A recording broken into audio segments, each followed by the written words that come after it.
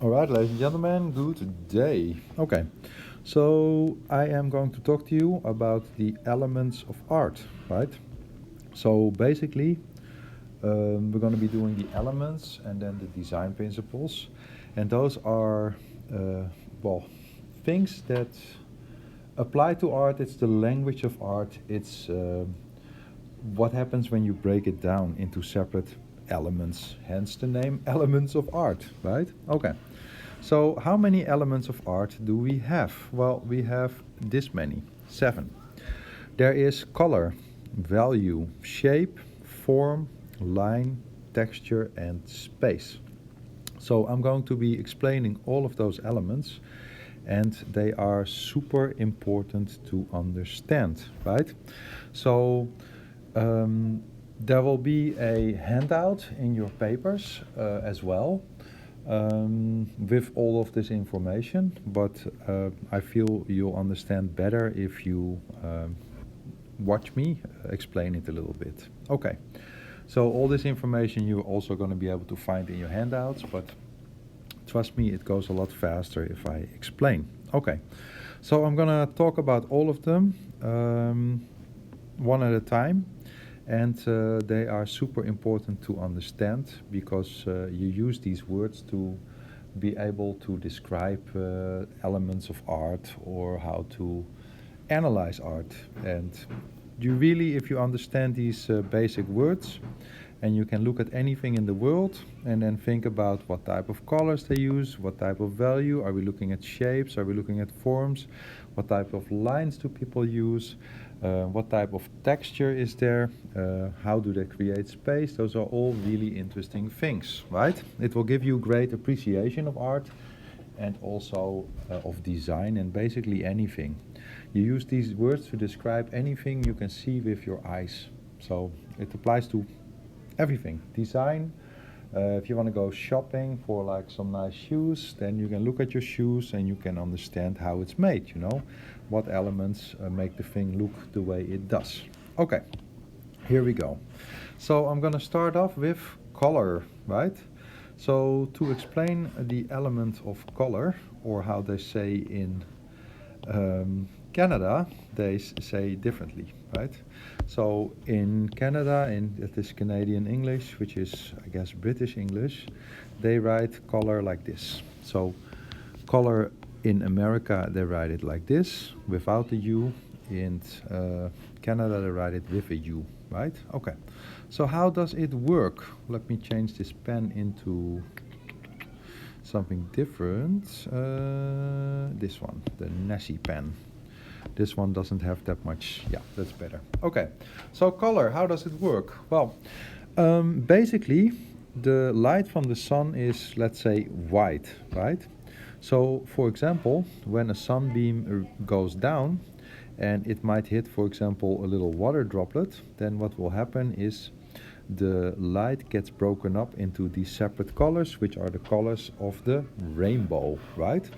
Now, that means if the white light, for example, hits a green t-shirt, for example, or a blade of grass or something that is green, that means that all the light is basically being absorbed by the specific object except for the green, and that will bounce back to our eyeball, and that is why we can see the color green, right? So that is basically how our eyes work. So I don't know if you ever worn like a white T-shirt in the summertime, because that is super nice. Because if you have a white T-shirt, for example, ooh, this is not a very beautiful T-shirt, but whatever. That means if the sunlight comes, weeps, basically what it will do is it will reflect back all the light, right? And because it will reflect back all the sunlight and also all the energy of the sunlight, that means that the t-shirt will not get very warm in the summer, right? Because all the light is being reflected. Now, if you wear, for example, a black t-shirt, that means that all the sunlight is being absorbed by the t-shirt. Nothing gets reflected back, like it stops. That is why something that is dark or black in the summer will feel very hot because the light doesn't reflect back. So that is very quickly sort of how your eyes work, right? Now, there's three words that you need to understand if you want to talk about, I'll show you, about art. This is my old lesson, so that is good because then I remember what I need to talk about. Okay, so there's three different words that you need to understand if you want to talk about a color, right? So the first one is called hue. And hue is very simple. Hue just means the name. So a name of a color, right? And that's very important because this, ladies and gentlemen, is green. Look, this is also green. Whoop. This is also green. Whoop. And this is also green. There is so many different types of green that I can create, right? So that does not necessarily give me enough information. So the hue is just the name of a color, right? So if I go, that is something you can do, right? Now if I'm working on the computer, which I am here, there's here hue, saturation and brightness. I don't know if you can see it over here. See, hue is the name, see, you can change the color. Saturation is what I'm about to explain to you, and value is something that I'm about to explain to you as well. Now this is what I've written down is the classical way of describing this. When you're working on a computer, it works slightly different because it's going to give me this and this and this, right? So it's giving me hue, saturation and brightness, which you will understand, but I am going to talk about the old-fashioned way of hue, saturation, intensity and value, right?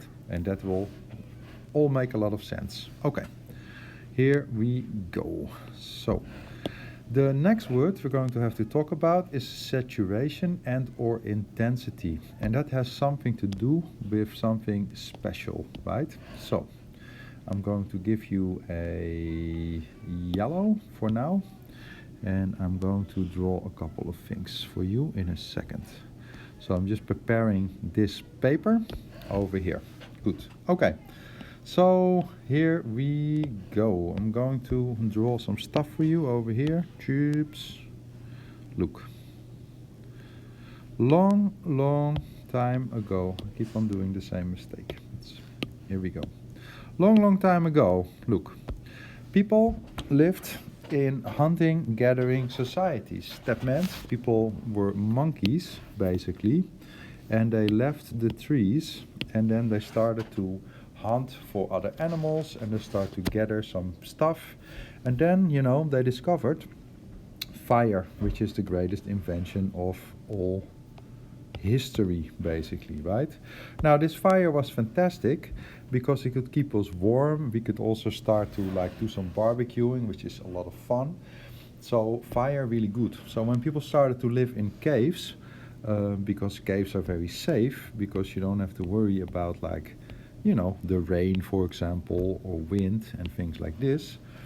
And it's pretty safe because there's only one entrance, and animals are usually afraid of fire. So if you have fire in a cave, life is pretty decent, right? So people lived in caves like this, for example, and then they started to make drawings on the wall, right? They discovered if you were to grab like a piece of wood that was burnt, you would have some charcoal powder, and this charcoal powder you could put on your hands, for example, and you could make handprints, but you could also start drawing some animals, right? So we can still find these today. Now they recently discovered, because they thought the oldest ones of the cave paintings were in Europe, but actually in France they fought for a long time. But I think 2 years ago, 2 or 3 years ago, they discovered even older cave paintings in Indonesia, just so you know, right? So they're very old, very cool. Now, people discovered that with this charcoal you could do some drawing, right? Now, it did not take the people very long to realize something else. If you were to grab this charcoal and you would put it on the ground, for example. This is like your piece of burnt charcoal. Then of course they would like grab like a big rock, whoops, whatever, like this, and they start to like smash it, right? Now when they smash it, it turns into a fine powder, right? Powder, cool, powder, powder. In this case we can say charcoal powder, right? Now another word for powder, and that is what I want you to understand, is this: pigment, right? So a powder is basically a pigment. Now I continue. Good. So what did I do next? Well, the next thing they did was they would like, I guess, find some sort of like stone or area that is like has like a little bit of a dip in it. For example, this like maybe a rock or something. This is like a cut through, like I'm trying to draw basically something like this, where there's like, you know, like a little hole in it. So what they started to do, they started to put this powder in here, or like maybe in something else, a piece of wood, I don't actually know, right? Doesn't really matter. So they put all the powder in here, and then they would add a little bit of water to it, like this. A little bit of water with a lot of powder slash pigment, right? Now, if you put a lot of pigment in it, like this, and then what they did was they did the following thing. They would like get like a little stick, for example. Then they would like tie like something sharp in it, like a needle or like a tooth or something, right? Like something sharp from a plant. Then it would grab like another rock or create some sort of like, you know, system. And then they would start to hit it, dip it in here, choop, and then go and start to draw on people's arms, right? So they start to make all these cool tattoo things, right? Now basically this recipe has never changed. So the recipe for ink, ladies and gentlemen, is this. Ink is water and charcoal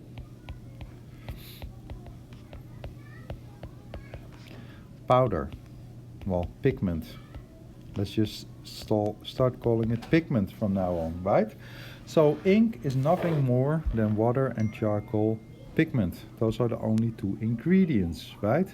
Now, of course, if you can draw something, you know, if you can make something with charcoal, then there's a lot more different things. So, for example, if you get like some blueberry, and you dry them out, dry them, and then you crush them, then you can get some sort of blue pigment, right? You can add this to water and you can use it. So people have started to make pigments out of like almost anything imaginable, right? And you can use this by adding water. You can create different kinds of ink, right? So I'll super quickly give you a couple of recipes, just so you know. So one of the oldest, well, ink I already gave you. So let's just make this list over here. Ink is this. Whoa, sorry, move this one over here. Ink is water and charcoal pigment.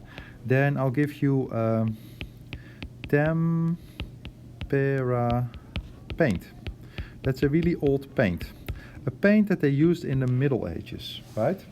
So tempera paint is water and egg yolk. That is the yellow part of an egg. Oops. Plus a pigment. Can be any pigment, right? Any powder. Then they discover oil paint. Oil paint is linseed oil plus pigment. Today's paint very acrylic. Acrylic is water plus plastic pigment. So when the water dries, the plastic becomes hard, right? So that is basically the different types. So all of these things are based on pigment, right? Pigment is really key. Now, the amount of pigment is going to determine if a color is strong or weak. So let me explain that to you. Here we go. So if this is a cup of liquid, whoops, and I put in like a lot of pigment, I just keep going for like 2 more seconds and then I think it's enough. Cool. So if there is a lot of pigment,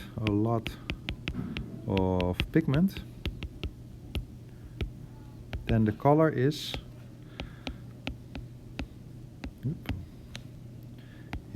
strong, or we can also say is vibrant, right? And we can also say it covers everything. Whoops. It covers everything. Now if you put a lot of water, whoops, and you put a low amount of pigment, so less pigment, the color is weak, right? And it's no longer vibrant, it feels very weak, and it becomes a little bit see-through, right? Or it become like low opacity. That makes sense? So if you have a lot of pigment, the color is strong. If you have a little bit of pigment, the color is weak. So what does that look like? Well, let's go.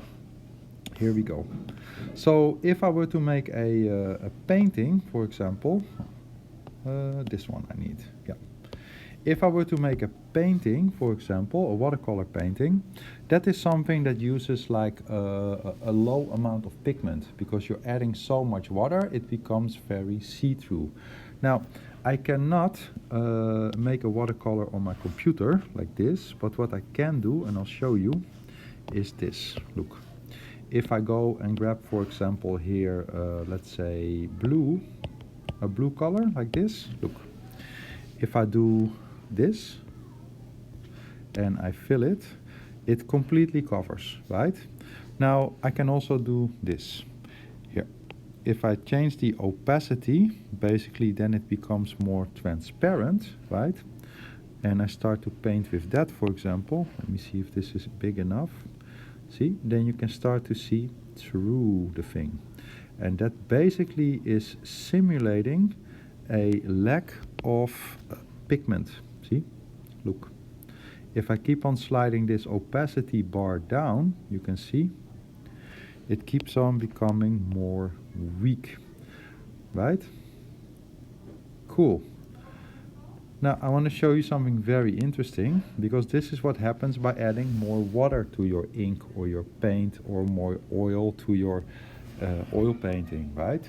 Now if you are working on the computer, it doesn't really work the same way, because look, if I do this and I say this is blue, and I go here and I want to change my saturation, my intensity, look, if I turn it down, it's gonna not become more transparent, it's gonna replace it for black and white. See, it doesn't change, it's just gonna change it to have less colors. Keep that in mind, right? And of course, when you are painting with real paint or ink, if you start to add more water to your paint, it's not gonna turn down black and white, right? Just so that you understand this. Okay? Cool. Okay, so the amount of pigment determines the intensity or the saturation. If the saturation is like full, then the color is really strong. If the saturation is low, then the color will become a lot more weak, right? Okay, so you can change how bright a color is by adding more water to it, right? Okay, now there's one more word that we need to talk about, and that is value. So value is basically, I'll do it like this. This is blue, for example. Look, blue. A value is every time you add more black. I'm sliding into the black area over here. You can see if I go to my colors, look, if I go down this way, it becomes more black. So I can make a color darker by adding more black to it over here, see? Or I can make a color more bright by adding more white to it, see? Like this. Those are all called values. So I'll go back here, I go a little bit this way now. Whoop, throw this one in here. Those are values. So you can change a color, make it lighter or darker by changing the values. See?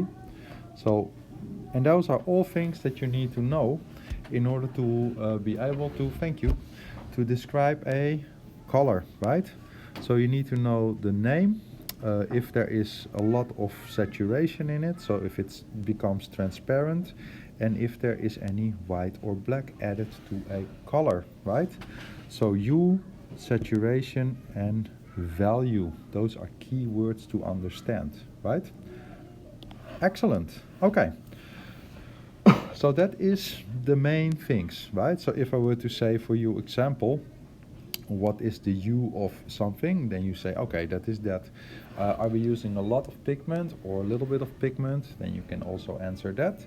Do you think there's any black or white added to this paint or thing, color, to change it? Then you can say, yes, I think this one has a little bit of white in it.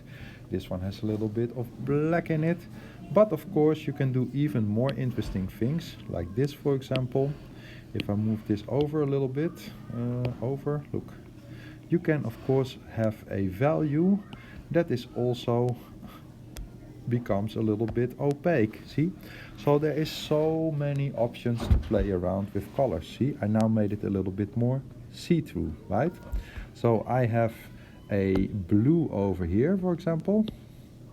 Here, this is a blue that has in it, it's a value of blue, and it has a low amount of pigment, which is giving me this interesting color where it starts to mix a little bit with the yellow that is underneath, right?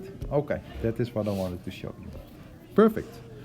Then the next thing I want to show you is this. Hoppa. This, ladies and gentlemen, is a color wheel. And a color wheel is a fantastic tool to use. So I'm going to make it for you. Look. Basically, a color wheel works as followed. Oop. Let's go to this one. Okay. So this one in the middle has this. Look. Keep this here. This is red. Okay. So this one is red. Oh, that's a shame. It escaped. Okay, I gotta draw a little bit here then. Hoppa. This one is red and this one is red. This one is yellow. Whoops. And this one is yellow. This one is blue. And this one is blue, right? Now, these three colors are called the primary colors. Let's go. Oh, it's too big. Oh, somewhere here. Here. Primary. Primary means first, okay? First. So the first colors are the primary colors. So the primary colors are red, yellow, and blue. Sweet. Primary colors. So you can see these kind of point, right? This points here, so this is the same. This points here, so this is the same. This points here, so this is the same. Awesome. Okay. Now with the primary colors you can make the second or secondary. I think like this. I'm confused. Don't worry about it. Secondary color. Secondary. So the secondary colors, I don't know, I'm not 100% certain I spelled this correct. As I mentioned before, I'm a little bit dyslexic, so I do not really see it all the time. But that's okay, you can figure it out. Secondary. So secondary colors are colors that you can create by mixing two things together, right? So, for example, if I do this, I say this is 50%, look, 50%. If I grab 50% red, oops, oh, if I grab a 50% red, like this, and then I grab a 50% yellow on top of it, then I can mix them together, right? Because those are the two parents. So that should give me a orange, see? And it does. So if I mix those two things together, it's gonna give me orange, which can go here, right? Now, if I were to grab, for example, this one, again, I'll do 50%, 50%. I grab yellow again. I color a little bit of yellow here. Whoops. And I grab here 50% blue. It should mix into green, but it doesn't because, let's find out. No, that doesn't work. That's weird. Okay, it should turn green. I keep on trying to simulate this, but I still have not completely find the right way to do it. So I'll just do it like this. Why not? Those two colors together are green. Then the other ones together is going to be purple. Purple, purple, purple is going to be, these two guys together is purple, right? So I have those together. So those are the secondary colors. So the secondary colors are purple, orange, and whoops, purple, orange, and green. Those are the secondary colors, right? Cool. So that leaves us empty spaces, as you can see, right? So these empty spaces are where we're going to put our third colors. So those are called tertiary. So the tertiary colors work as follows, right? If you were to grab 50%, I'll try and do it with this one. It might work. I don't know why it only works with this. It doesn't really matter. Good. So if I were to grab 50% orange, and I grab close to here, so I grab 50% red, and I mix those two things together, I will get over here, let's find out, oops, I will get over here a red orange, see? And on the other side, if I grab like yellow, do 50% again, and I mix yellow on top of my orange here, look, and I copy this one, I will get a more yellow orange, right? It sort of goes in between. So those are the third colors. So in this case, I'm gonna do purple, and I'm gonna go a little bit more into the red, I guess. A little bit more red purple. Will probably look something like this. And for my blue purple, I would go something a little bit more towards the blue, so it would look a little bit more like this. And for my green, I would say, okay, I go a little bit more in towards the yellow. Yeah, let's go a little bit more here. Whoa. That is my green. There we go. So a little bit more yellow-green on this side. And then I can do a little bit more blue-green on the other side. See, I slide it a little bit this way so you can see. So that is how a color wheel works, right? So tertiary colors are colors that are using 50% of a primary color. In this case, for example, 50% of one red, 50% of the secondary color, mixed together 50-50. 50 is a tertiary color, right? Okay, so the tertiary colors are as followed. Let's write it down. Make this all a little bit smaller because I'm running out of space. Hey, make this a bit smaller because I'm running out of space. There we go. Okay, the tertiary colors are, whoops, red, purple, purple, blue, purple. We have a new bell in the school. It's so weird. It sounds like when you go to a water park and the wave machine goes on. That's what it sounds like to me. Other people say it sounds like the airport. I think it's quite happy. Oh, am I doing, yeah, yellow, green and blue, green. Sweet. Okay, so those are the colors, right? Those are the colors that you can mix. Now you might say, well, we are like lacking a couple of colors. And then I say to you, yeah, you're totally right, right? Those ones are probably values. For example, pink is a value because pink is red and white together, right? Now, you also have brown. I don't know if you guys know, but if you want to paint something and you have all three primary colors, let me see, I think I tried this last time, let me see if it works or not. Look, let's say if I do purple, whoops, purple like this, and if I were to add to this purple, for example, whoops, yellow, there we go, I should get some colors that resemble brown. Let's see if it worked. It does, right? So all primary colors together, these together, is gonna make brown. So if you do this at home and you're trying to paint something, basically what you can do is this. If you mix a color, for example like this, and it looks a little bit orange, what you want to do is you want to add a little bit of blue to it. And then if you mix those together, you should get into a little bit of brown.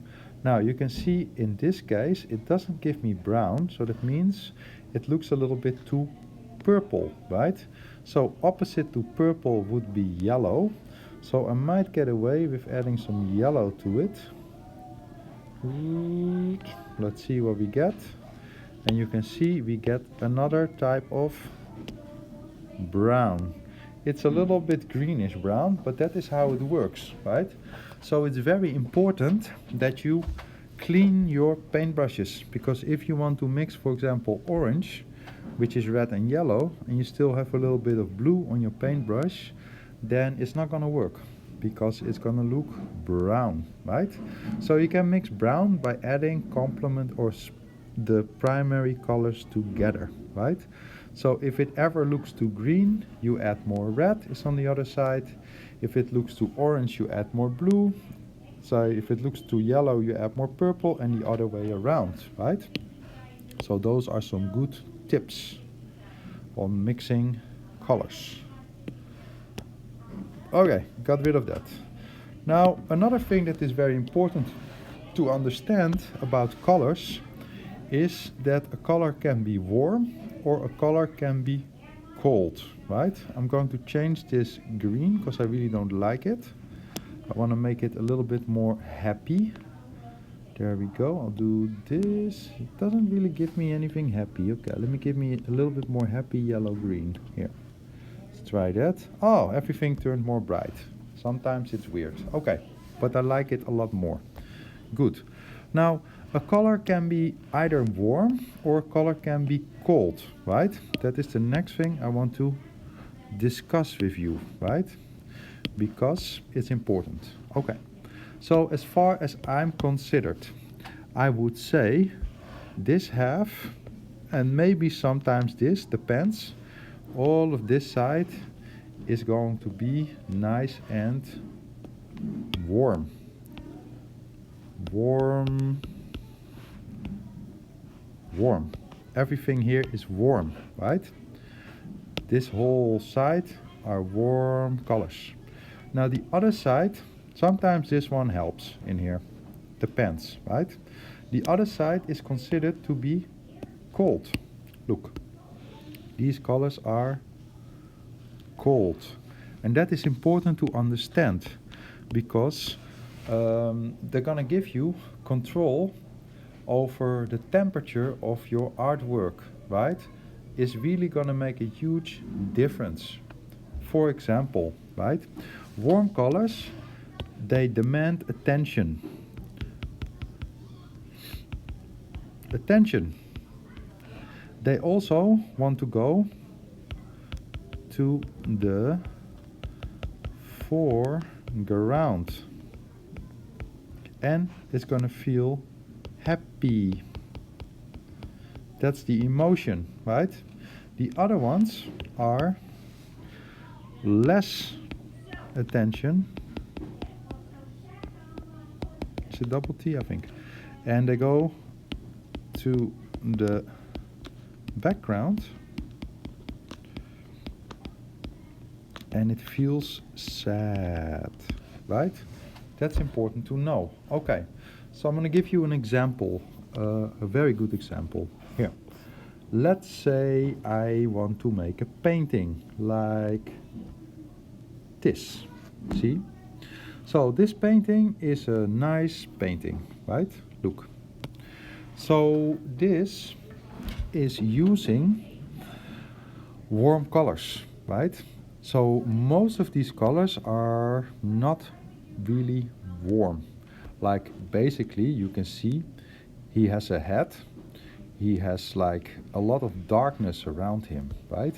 So the reason why this little shape in front of him, and I'll cover it, whoops, is it covering it? Yeah, it is, look, here. If I cover all of this, see what happened? Like it all comes loose, see?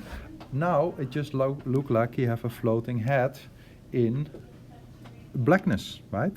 So by changing this color a little bit, you can create a tension, right? So because this is red, I want to look in the center, right? That is why this is so red, right? To make it a little bit more balanced, see? So red is really bringing my center of attention to the middle of this painting. And that works for several different things that I'm about to show you. Here, let's say this is a painting, right? This is a painting, yeah, it's mediocre, right? So what can I do, or what do I know that is not working in this painting? Well, I can tell you. The foreground, which is basically all of this stuff, look, all of this stuff is foreground, this. Well, actually this is the real foreground, but basically this painting is separated in two different areas. All of this area that I'm marking with the blue right now is all cold colors, right? None of this is warm. So that means this is all cold. Now the background here have red, brown red, which means that this is going to demand a bit more of my attention than the other way around, see?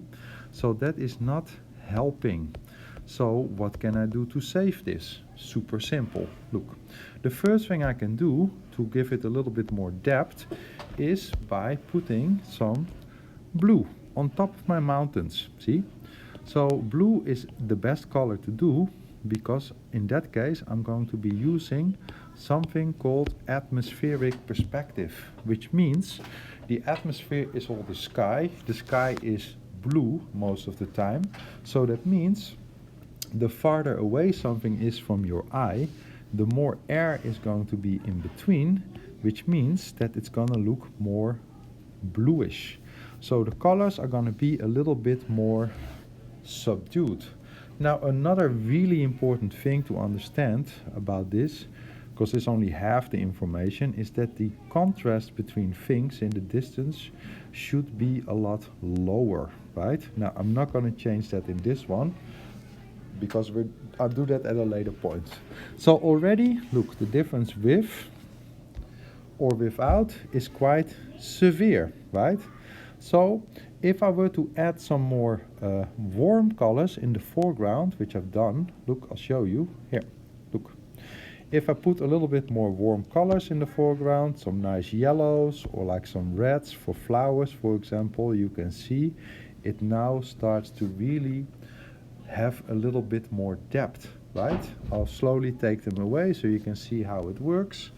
If I'm getting rid of my warm colors in the foreground, see, less flat. If I get rid of my blue stuff, see, it doesn't work, right? The whole foreground of this painting is the same blue color. It does not give me any depth, see? So that is really key, right? Foreground colors, background colors. Okay, warm or cold. Excellent. Moving on to the next part that you need to know about colors. And that is very important. Here we go. I'm going to get rid of this written stuff. Yeah, let's go super fast back. It's the fastest way for me to do it. Okay. Let's see how far back we can go. Yep, almost. Here we go. Okay. Now, another thing that I want to talk to you about is this. It's called, whoops. Here we go. I'm going to talk to you about the following thing. It's called, here, complementary color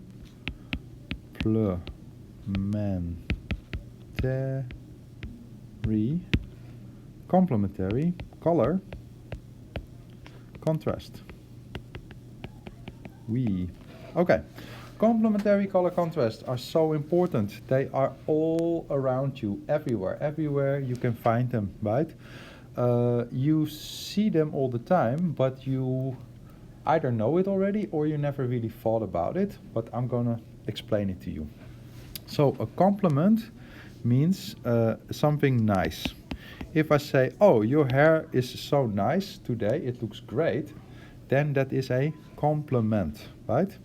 Then color, you already know what it is. It's just color. And contrast means opposite. Something opposite, right? So nice, color and opposite. That is key, right? Now, there's only 3 different ones. Look, if I grab blue, for example, like this, and I put blue like this, then let's pretend, for example, that this is the ocean, right? The ocean is blue. Cool. Let's just say that we were going on a cruise ship, all of us together, right? Here we go. We go on a cruise ship. It's going to be great. Here we go. Oops. Cruise ship. I'll do it in black. Why not? Here. Go on a cruise ship. Weep, weep, weep. Cruise ship. Yay, yay. Lots of windows. Cruise ship. We're on a cruise ship, right? Then we're sailing around. But then, you know, like, I don't know, a captain gets like really drunk and here we go. Boop. Okay. So basically our ship has sunk. But just before our ship got sunk, we went into the room to grab some life jackets, right? Now, you could pick any of these colors of life jackets, you know, like a life jacket is like, you know what a life jacket is, right? Let's just say, we'll do a life jacket, and let's just say this is a life jacket, whatever. It have like usually it have like a little whistle, some straps, and the flap for your neck, right? Hoppa, life jacket. Now, there's a room full of life jackets. They come in all the colors over here, and you can pick whichever one you want to pick, right? Now, take a quick second to think about what color you would pick. Okay, let's try. Here. I'll put in a dot of green. Let's do a little bit opacity low. It's gonna make my life easy. There we go. I do a blue one. I do a purple one. I do this one. I do this one. I do a red one. I do an orange one. I do this orange one, I do the yellow one, I do this one, I do this one. Oh, I skipped this one, sorry. And there we go. Okay, so out of all these colors over here, this one is the best. Now, this orange is not a very pretty orange. Let me make it a little bit better for you. Here we go. Orange. Orange. Here. Orange. So, orange, ladies and gentlemen, would be the best. It doesn't really work. I'm so sorry. I always try and do this, but I keep on trying different methods, but it doesn't really work. Okay. Basically, the following thing is what should happen. Orange is most opposite. Oh, that's why, because it was on 50%. Okay, look. Orange is the strongest color opposite to blue. See? Because it's on the other end of the spectrum. See? That means if the plane is trying to find you and you're floating around on the water and they're like trying to find the people that survive, then the most opposite on the scale to blue is orange. See? So if I grab, for example, green, look, make like a big green box over here, and I put in here like some orange, yeah, it's sort of bright. But look what happens if I put in some red. See? It's really gonna feel super strong, right? So that is what a complementary color contrast is doing. It's gonna complement the colors with each other. Colors that are opposite from each other on this scale. And it's gonna make both of those look stronger, basically, right? That is complementary color contrast. So does it work? Yeah, it works so well, right? And you'll see it everywhere. Once you look for it, you'll find it everywhere in the whole world, right? Example, look. It is not an accident that this painting have red and green next to each other. The reason why it has red and green next to each other is because it makes each other stronger, right? The colors help each other. They make each other look better. They complement each other. So you will be able to find this everywhere. Like normally in school I show people like an art book and I say, okay, find complementary color contrast, and then they see them everywhere. But it's also in design. Look, this is a shoe, right? It's a Nike shoe. It's pretty good. It has in it orange, it has in it red. Okay, let's go here. Complementary to orange is blue, right? Okay, let's find out. I grab this orange over here, right? Even look, I even have this harmony, like it's giving me the exact opposite color. See, I don't even have to find it myself, but I'll do it. Look. So let's say blue. I'll do a slightly different one just because I want to. Look. So opposite to orange is blue. So if I were to go and draw, oops, a little bit of blue in here. Am I drawing on the wrong layer? I'm drawing on the wrong layer, obviously. Look, can draw like a little bit of blue in here. Choop, choop, choop. It's really gonna bring out so many nice extra lines and things. Look, it's really gonna pop. It's really gonna make all the colors feel so much stronger, right? Now, most opposite to red would be green, I guess. So let's throw like a little bit of green details in the red, maybe. Weeps. It's really gonna bring out so much more. Oh, that's ugly. Let's not do that. It's gonna bring out so much more of the color. It's gonna make it so much more vibrant. Here, look. It's really popping right now. If I turn it off, less, see? It really helps a lot, right? So if you go online, for example, and you type in like a logo or something, like a sports logo, for example. Let's go here. Let's just go to here.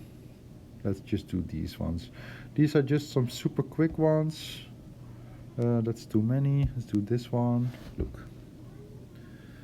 Am I able to open this? Okay, I'm opening this. Okay, whatever. This is just a commercial. Give me a picture, please. There we go. Okay, let's have a look over here. This one, Los Angeles Lakers, is using a complementary color contrast. Super nice, right? This one, blue and orange. Okay, Virtus Pro. Let's go. Virtus Pro. Virtus Pro. Logo. Virtus Pro. Virtus Pro logo. Okay, let's go. Virtus Pro. Add to photos. And here we go. Insert photo. Here we go. Okay. Did it insert? It did. Where is it? There is super tiny. Okay, super tiny. It's a little bit pixelated. Whatever. Okay. Orange. Cool. So it's very nice. So if we were to add like a little bit of blue, which is great because blue is a good color for doing some shading on things that are cold, whoops, is gonna make this logo, yips, pop a lot more, right? Way more interesting with a little bit of blue in it because it's complementing the rest of the design, right? So those are things to really take into account. Complementary colors are so nice, gonna make everything feel so much more interesting, right? So please always keep that in mind. If you want to create a little bit of a tension in a certain area of a painting, just throw some complementary colors in. It's gonna really pop. So somebody who really is a master of complementary color contrast is this guy, Vincent van Gogh. Vincent van Gogh, look. Images. Okay, complementary color contrast. This is some sunflowers, look. So you can see there is purple. Purple in places where it should not be. Now purple obviously is complementary to yellow, so it's gonna make all the yellow colors look a little bit more strong, right? Let's throw in another one. Yeah, well here. Well, if you look at his paintings, you'll find he changes the colors the way that he likes to make the colors work with each other. See, this one is red and green mainly. Here we have like lots of complementary color contrast next to each other here too, right? So his work is always full of interesting complementary color contrast. It is fantastic. Okay, cool. Let's delete this and let's call it a day. Okay, so that is the element of color, ladies and gentlemen. Cool. So for color we talk about hue, value, saturation. We can say if it's primary, secondary or tertiary color, and we have complementary color contrast. Sweet. All right, that is my lesson on color. Now the next lesson that I'm gonna just do, because it's all together, is going to be value, ladies and gentlemen. And value